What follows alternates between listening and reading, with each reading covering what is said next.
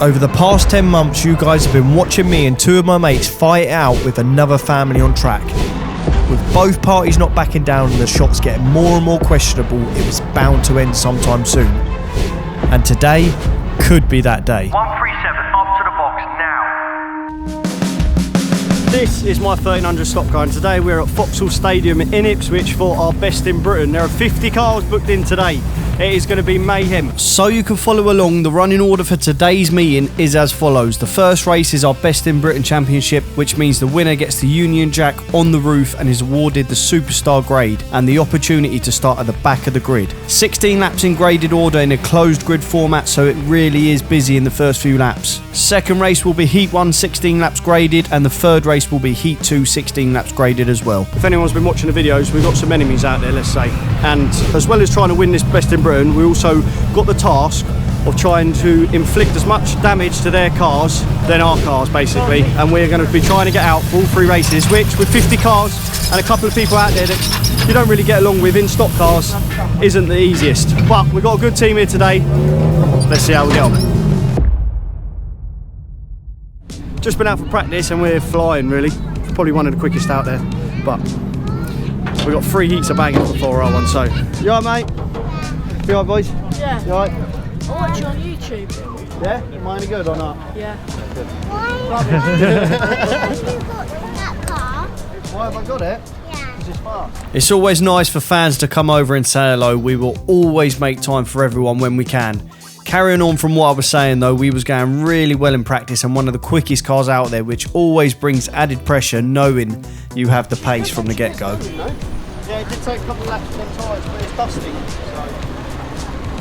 There's nothing like a little bit of last minute prep. Where me and Jackie Chan was fitting the new roll cage bar, we forgot to add the mirror back in and I ended up leaving it in the workshop, so I've had to buy another one and weld it in. DTB spoken. Hang on.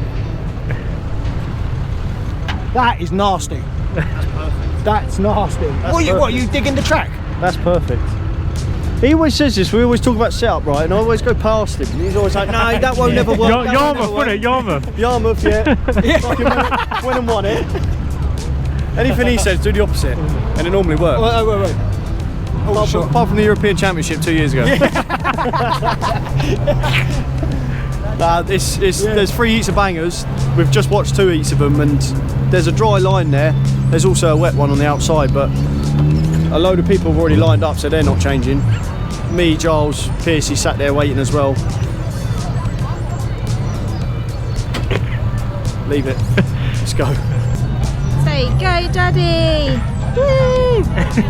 A final pep talk with Papa and some lucky tape on my race receiver, and we are now bolted in and ready for some action.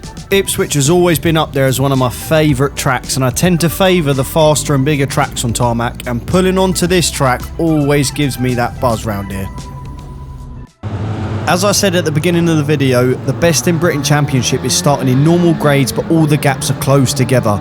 So in my head, the first few laps is to look further forward than just in front of me to make sure there's no cars spun on the track that I may hit into.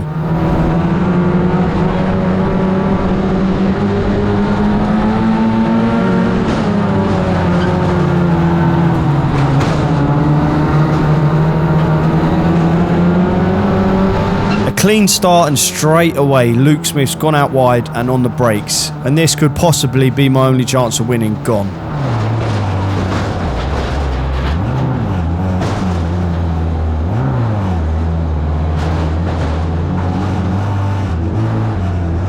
I reckon I've got the pace on him to pull away, so I'm just waiting for some traffic to come behind us to get a gap, and then the wave jellers come out. If you don't know what a wave jello is, it's single file, no overtaking. There's an incident on track that they need to sort out. Now me and Luke have no chance of winning with being a lap down. The only goal now for me is to make sure the other one, number 302, can't get the win either.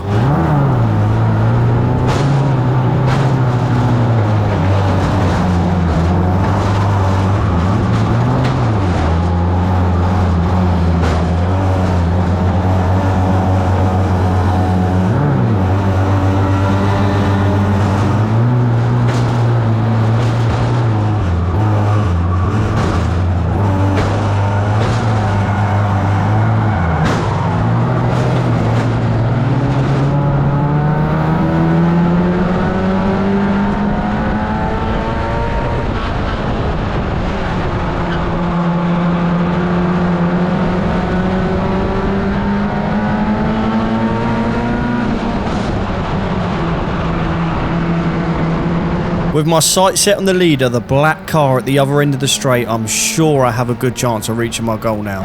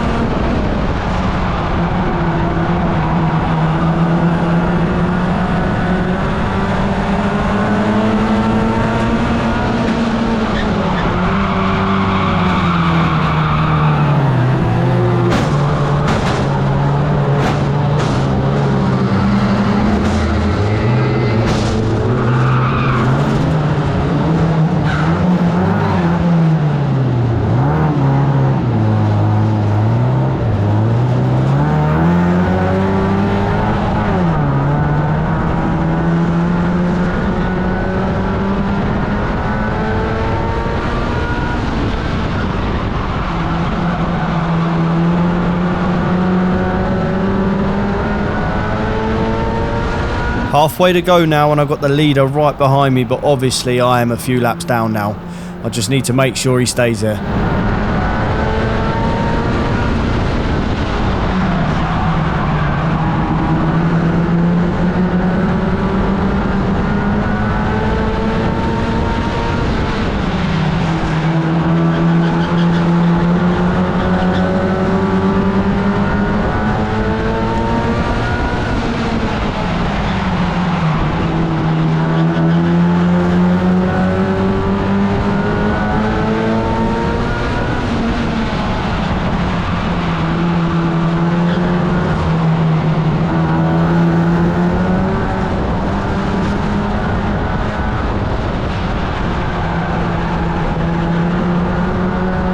We got a lurking Luke Smith again. I surely can't go past him without giving him a whack.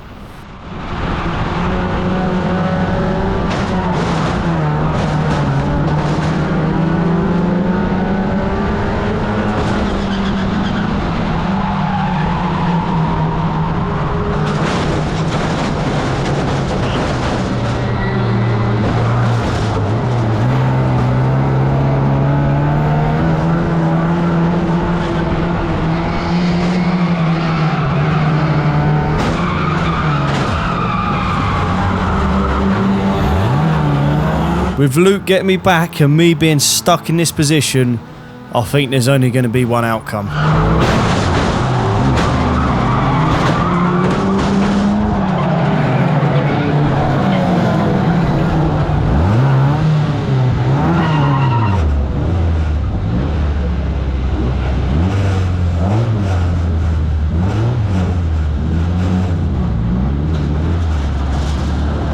After a heavy hit and my eyes back facing the right way, I'm pulling back on and hoping the damage isn't too bad. But then whilst I'm sitting there waiting to get going again, I see a lot of smoke coming from under the bonnet. This is not good news. And my only option is to retire the car so I don't damage the engine any further. And that is the end of the race for me. Now the race had finished and neither parties had won, we're all now pulling off the track and going back into the pits when we had the worst message possible come through the race receiver. 301, 302, 409 and 137 all up to the box now. For anyone who doesn't know what that means, it's not good. The box is where the race director is, and going up there usually results in a holiday from racing. I don't know. That was carnage. Did you get told to come off? No, that started proper. Yeah. I was like, if I'd carry on. Yeah. Now it's time to assess the damage of the big hit. Just overheated or what? Yeah. It looks like it, doesn't it? Like this thing down there. We can see there's definitely some metal work to do, but we need to figure out where this smoke from under the bonnet has come from. So with me off to the box, the boys get set on cutting the bent metal off and start putting some prefabricated corners back on.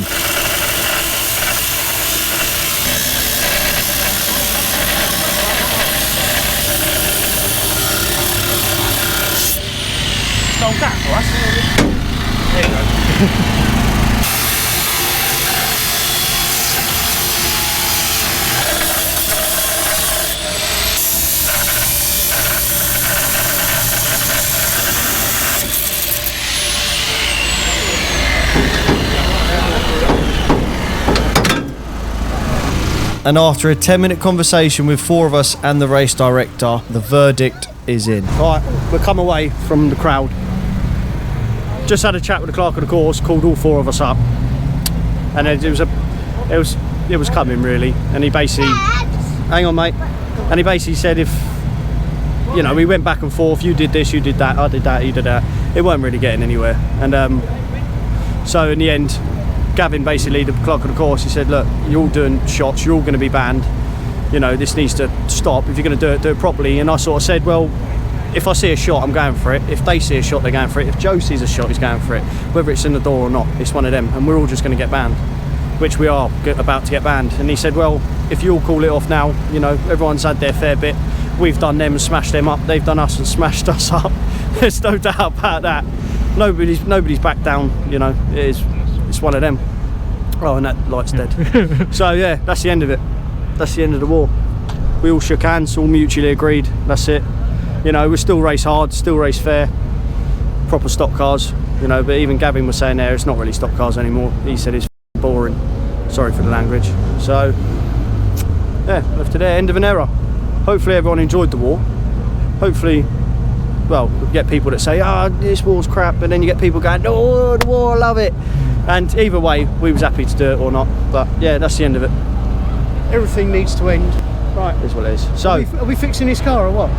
Now with that aside, there was still plenty of work to be getting on with this car. This is one. is that one of them? Yeah, I've got out one on the screen.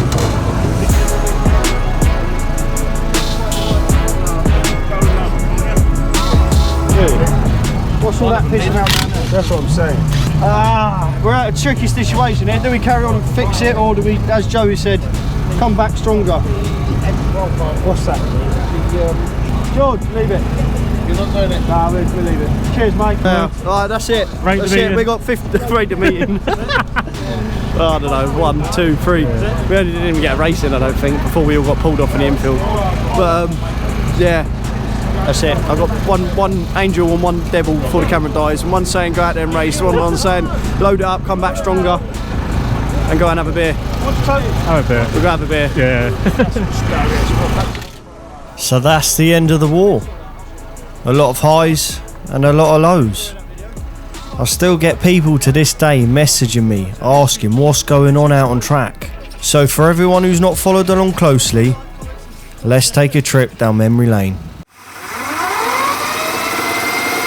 10 months ago we decided to take the Corsa to Yarmouth, and boy was she flying. With a heat wind straight out the bag, I felt it was going to be a good day, especially for Yarmouth. Heat 2 was much the same and I came home in 2nd place. Final time and we had the best chance of a win to top off the day, until a slow moving lap down Luke Smith waited up and took me out. And with the throttle cable snapping a couple of laps after, I had no throttle and I had to pull off. This ruined what could have been a brilliant meeting for me. Whether Luke done it just because I was fast that day, or whether he done it to help his big brother Jack win the points, who knows. All I know is that I weren't having it and I was getting revenge. We'll be back next week.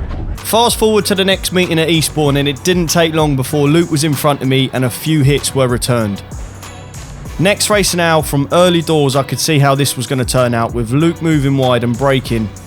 Oh, this seems too familiar. Final race of the day now, and Luke's still not bothering to go on the green flag. And now I've got Luke spun in front of me with not a lot happening, and out of nowhere, Joe Giles of the 409 car smashes straight into Luke's front wheel. And I had no idea why he had done this until after the meeting, when Joe mentioned to me that Luke had gone for him in the door 2 meetings before. Whether or not he was trying to take Giles out for the points either, because Giles was leading the points up until this meeting here, Who knows? But one thing's for sure, Joe did need some revenge.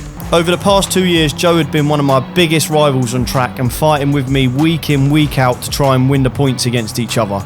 I'd always do my best to make sure I beat him, and then after that meeting at Eastbourne, everything changed. From then on, without even having to say anything to each other, we both knew we were in it for the long haul.